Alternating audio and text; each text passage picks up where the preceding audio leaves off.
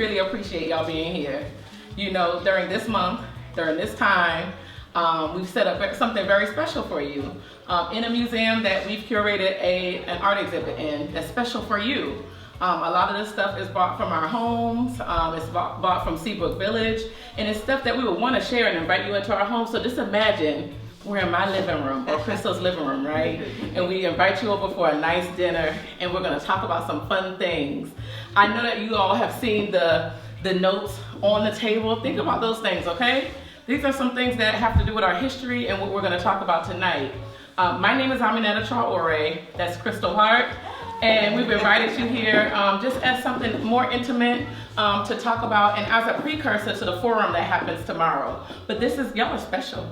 Yeah. You know, everybody wasn't invited here tonight. Y'all are some special folks. Yeah, you know, we wanted to break bread with you, but we also wanted to have a more intimate and deep conversation with you.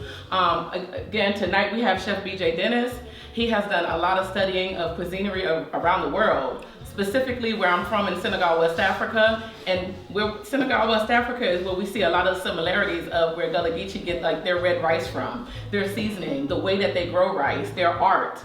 So in the artwork you'll see that, but in the stories, what we talk about tonight, we're hoping that we pull some of these themes out of you, some of your favorite dishes or movies. We pull those things out and we're able to talk about them and just meet people that you wouldn't necessarily talk to in the grocery store and Walmart, and that you're able to vibe and connect in some different ways.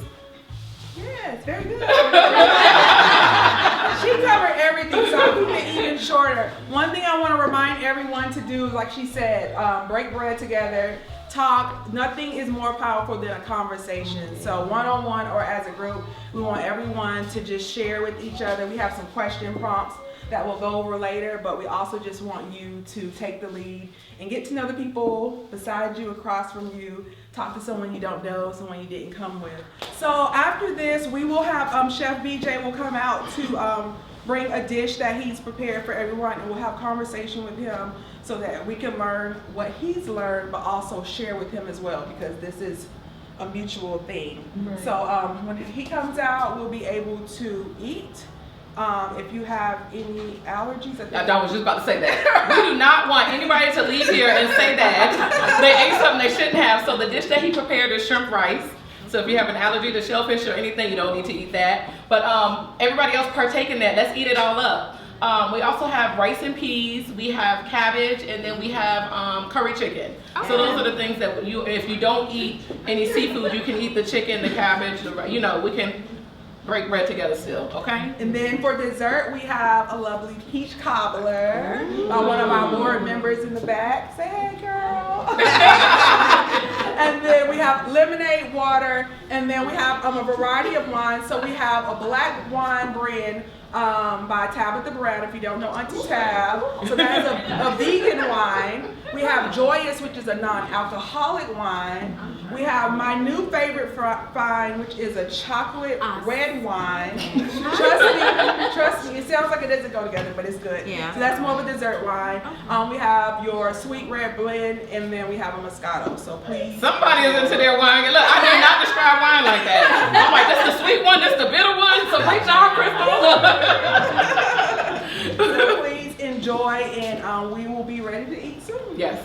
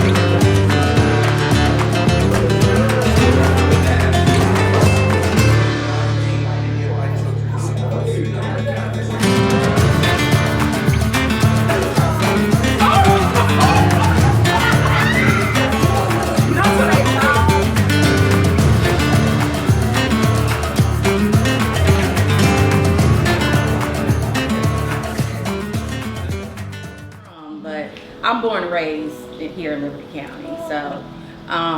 So rice is very near and dear to us. My kids, I tell them, hey, you gotta get your kids. They want rice with everything, everything. I'll try to make something with some mashed potatoes, and they'll be like, "Where the rice at?" I like the red beans and rice. This might be my new favorite dish right here with the shrimp and the oyster. I really like that, but my favorite overall is the tomato okra and rice. Yes. I got to have it at least twice a week. I'll make it myself. It got to have the bacon grease in it, or it's not right. Yes. So that's my favorite. I notoriously am the one in my family that does not like rice. I know. Hear me out. Since matriculating through Morehouse and since moving out here and like really coming to understand like the cultural position of rice, especially in the diaspora, like it's something that I've grown to appreciate a lot more. I don't think I've ate this many different types of rice or variations of rice than in the last like year and a half, 2 year span of my life since moving to Hinesville. But it's something that I've really come to enjoy and like really appreciate.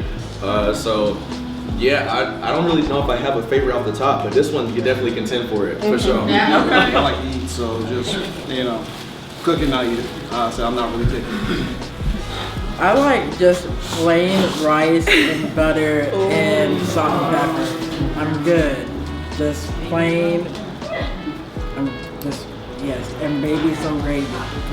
But I'll tell you, my favorite rice memory was when I learned how to cook it in the pot. I started out in the rice cooker, and when I figured out how to cook it in a pot, you couldn't tell me nothing.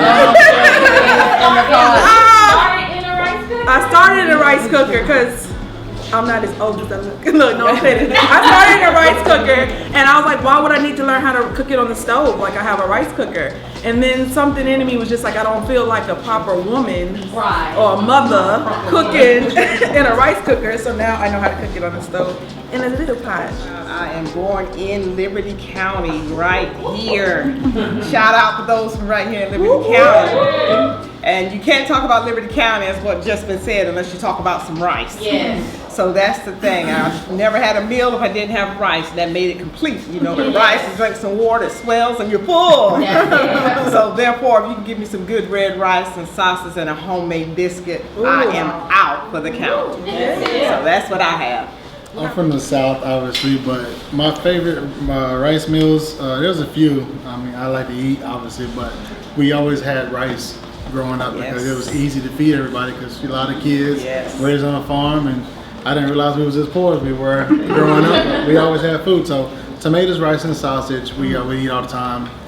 Neck bones and rice or turkey necks and rice. I think my kids now, I make a dirty rice that they all like. As long as I don't put too much spice in it, they'll eat it. So my wife's not too big on rice, but she Don't likes let him it. lie to you. When he makes his dirty rice, he's like, I'm making it for you white people. When he makes it mild, okay? When he brings it to work, he's like, I gotta buy the mild sausage. I actually like the dirty rice when the hot sausage is in there, but a couple of our kids can't handle it. But I will say, I'm a Yankee. I've been in the South for over 20 years, and I'm not a big rice person. And I get on his case, oh my gosh, doesn't your daughter know how to cook anything besides rice as a side? Because I get so sick of it. But now, listening to this and y'all talking, it never clicked to me before that it was like maybe a cultural thing. But I know at his daddy's church and stuff, there's always like 50 million sides of rice. So I may lay off on Aaliyah about the sides of rice now. And I am not from the South. I grew up in Chicago and Fort Wayne, Indiana. I don't discriminate when it comes to food. I have no favorites. That's just the way I was raised. That's right. If you got rice, I need some beans to mix in my rice. Cabbage, I'm gonna mix it in my rice. I didn't really start eating this much rice in my life until I married my wife 21 years ago, and I met her here in Hinesville. So, yeah, there is no favorites. I like rice. Like I told y'all, my family's from Senegal, West Africa. So my rice story And why I like rice is gonna be a little different, but rice is a really, really spiritual thing for them. I'm gonna pass this around. That's some rice that was harvested in Casamance in Senegal, and for them, that's their bank. Y'all, that's like money. That's money. Like they'll have a whole shed full of rice, layers and layers of this, and they're gonna show you, like, hey, I might look like this, but I'm rich. You know, and I'm rich in a resource that feeds us, feeds communities and families. So I think I'm like Crystal, like I don't really know how to prepare rice, but I will eat it. And my rice dish isn't a rice dish per se, it's like accompanied by a sauce. And it's called mafi. It's a peanut butter dish. And the ethnic group that I'm from, my family is from, it's called the Bambara people. And that's like what they eat. They do stuff with peanut butter, they harvest the peanuts, and they grind it, and they make this peanut butter sauce. It's so good, y'all. You know how to make that? Look, are we gonna do that tomorrow? No, I'm playing. I can remember my grandma making this rice that had it seemed like it had every vegetable, whatever was in her refrigerator on Friday was in that rice. It was so, I don't think it was a name for it, but what is this? But it was good, whatever. We always ate it. She always had fresh biscuits or bread to go with it. So it was like a vegetable, rice and vegetables, but that was so good, so good. Well, how y'all doing? I'm BJ. I'm from Charleston, South Carolina. I'm a chef, caterer, and Galagichi culture bearer. But I guess my favorite rice dish is two different ways. I love this we call fried okra, but not deep fried. We call them fried okra, gichi fried okra over rice. This is fried with onions. Sometimes you throw some shrimp in it. Dry fried in the pan till that over to caramelize and over some dry rice. Or okra perlo. The okra mixed in the rice, cooked in one pot. In Charleston, we call it limping Susan because y'all know what Hoppin' John, which are truly in its pure form. Hoppin' John is a disrespectful colonial name towards our people. Hoppin' John is an old, feeble black man with torn clothes, hopping around the table. The master, can you give me some of the rice and peas? Limping Susan is his wife. So we call these things historically, but the history behind it is old colonial, disrespectful colloquial names towards our people. So, but I love that rice dish, Limping Susan. So that's the okra and rice. So in high school, I'd never go on a plantation again. Until I started knowing and reading. No. I'm gonna be on that side. I'm gonna look you in your eye and ask you some questions. We have to, because our ancestors would not want us to forget that.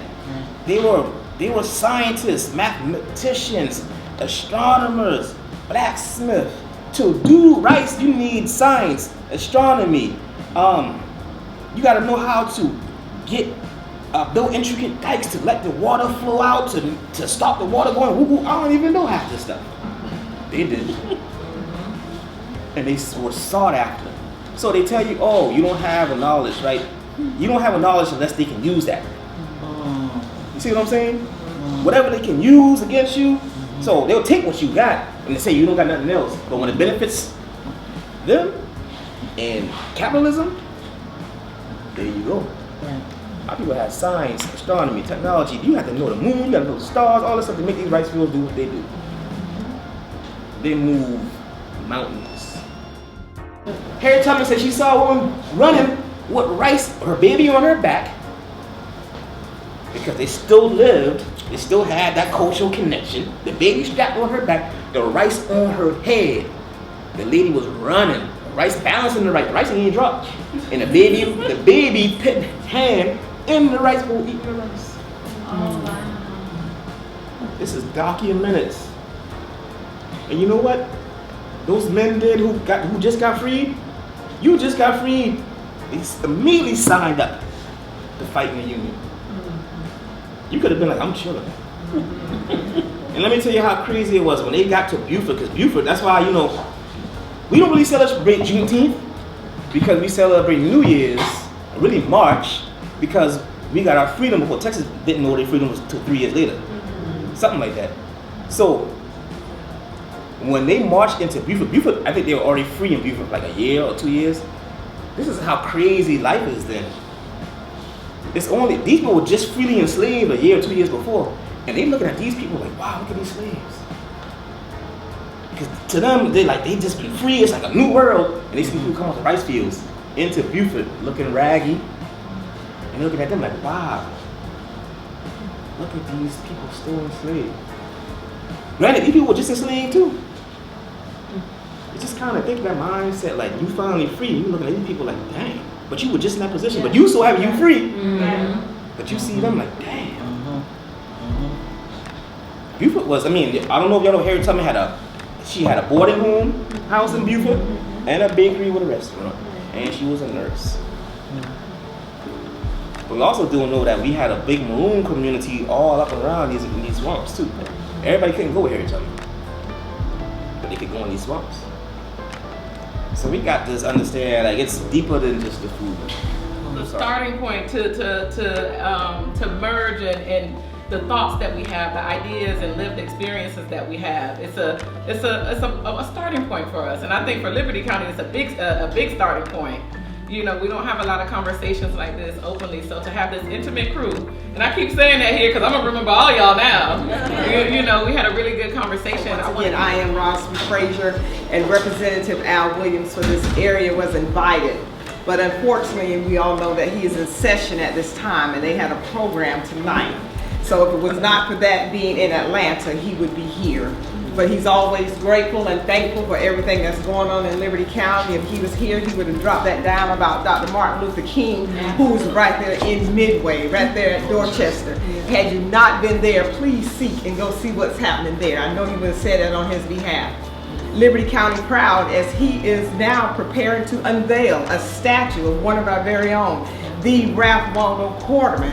He's working on that diligently as we speak so that statue could be right outside the courthouse. And from the surrounding areas, that would be the very first one of an African American person to be outside the courthouse. So there are many different things that's going on here in Liberty. Tonight's event was enlightening, powerful. The education just behind the growing of rice, linking that to the spirituality of our people. It gives a sense and gives for me a foundation, especially during this time, the year that we're in, and along with the month being that it's Black History, and it falls in line with me already diving in to learn my ancestral heritage. Growing up, you know, rice with every meal. Rice sometimes was the meal, whether it be rice, butter, and sugar, rice, butter, salt, and pepper, rice with gravy, rice, whatever added in was that meal. So it helps more to understand knowing where you're from to help you know where you're going. We also have people from north in Detroit, and seeing them come together and talk about the impacts of Angola culture and all of that, and how it's spread into so much of our country, and you don't even realize it. The food was great, and it was really great meeting new people.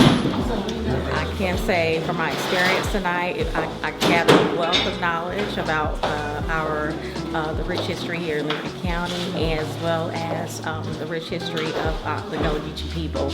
And I feel like more of this is needed here in this area because they don't touch on the rich history that is here in Liberty County.